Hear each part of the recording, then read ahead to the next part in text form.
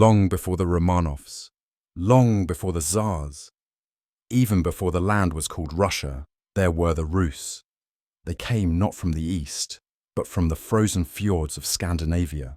They were not Slavs or Greeks, but Norsemen, adventurers, traders, and warriors who carved a new empire, not with kingship, but with oars and iron.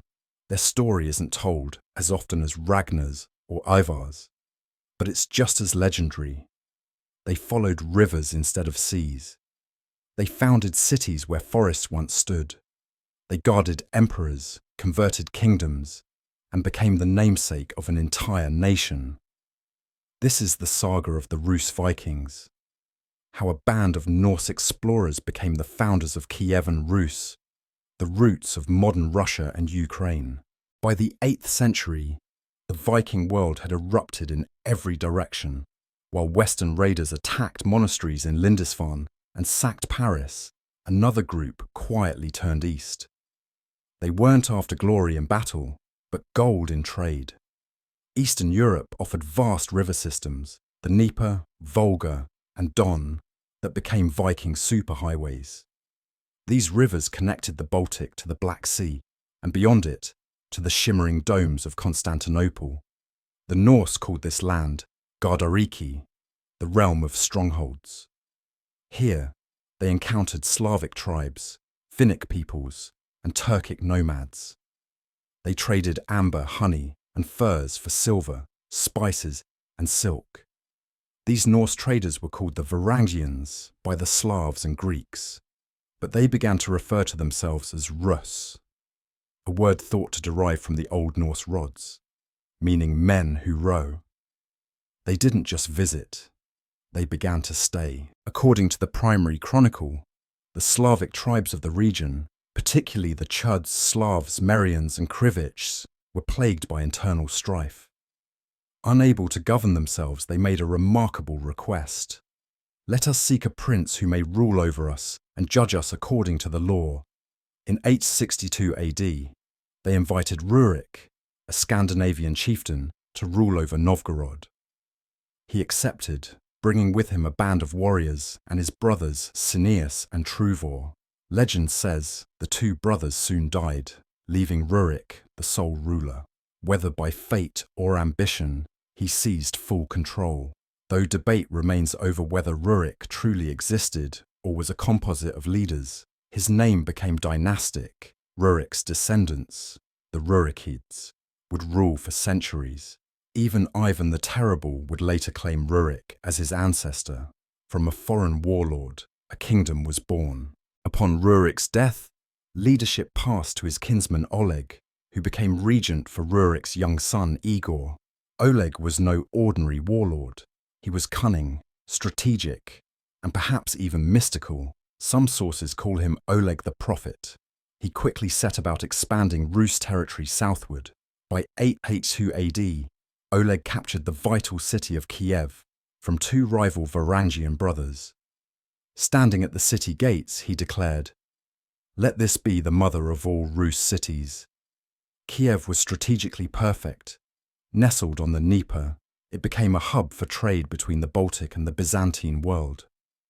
Oleg had turned a tribal collection of outposts into a capital, but his legend doesn't end there. A prophecy foretold Oleg would die from his horse. To cheat fate, he sent the horse away. Years later, visiting its grave, he mocked the prediction, only to be bitten by a serpent hiding in the skull. He died the next day. The seer had fulfilled the prophecy. With their power consolidated, the Rus cast their gaze south, toward the richest city in the world, Constantinople. In 907, Oleg led an enormous expedition against the Byzantine capital. Legend says he fastened wheels to his longships and pulled them across land to bypass sea chains guarding the harbour. Terrified, the Byzantines sued for peace and signed a favourable trade treaty. The Rus had gone from raiders to diplomats, yet not all future dealings were peaceful. In 941, Igor, now of age, launched a second campaign, but this time the Byzantines responded with Greek fire.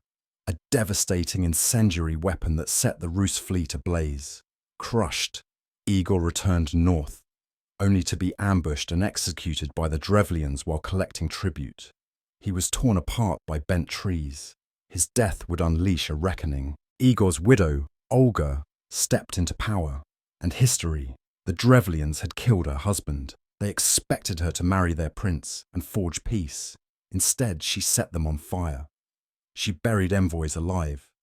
She burned cities to ash using flaming pigeons. She crushed rebellions with fire and blood. But Olga wasn't only a destroyer. In 957, she travelled to Constantinople and converted to Christianity, taking the name Helena.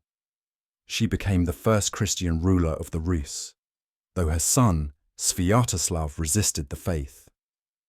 Olga's legacy is complex, brutal, wise, devout, and visionary.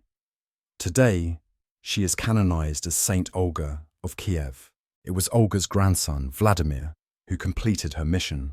After years of pagan rule, war, and political games, Vladimir made a fateful decision. In 988, he converted to Christianity, not just personally, but for his entire kingdom.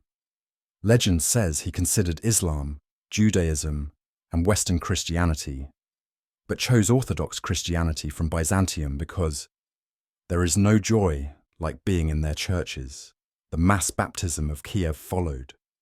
Thousands immersed in the Dnieper River, marking the birth of the Christian Rus state. With religion came architecture, literacy, and stronger ties to Constantinople. The pagan Vikings had become Christian kings. As diplomacy blossomed, so did a unique tradition, the enlistment of Norse warriors as the Varangian Guard. These Vikings became the elite bodyguards of Byzantine emperors, famed for their loyalty and deadly skill. Many were Rus, others came directly from Scandinavia. They wielded massive axes and took oaths of personal loyalty. Among them was Harald Hardrada, future king of Norway, who served in Constantinople for years before returning to write his own saga. The Norse were no longer outsiders. They were emperor's defenders.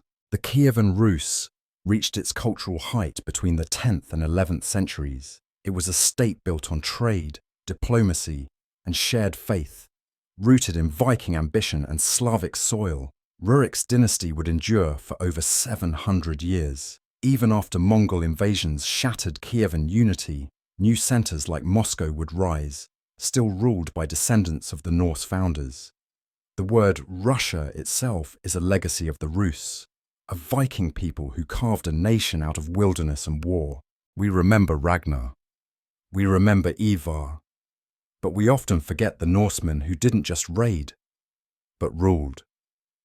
The Rus Vikings were explorers, kings, saints, and warriors.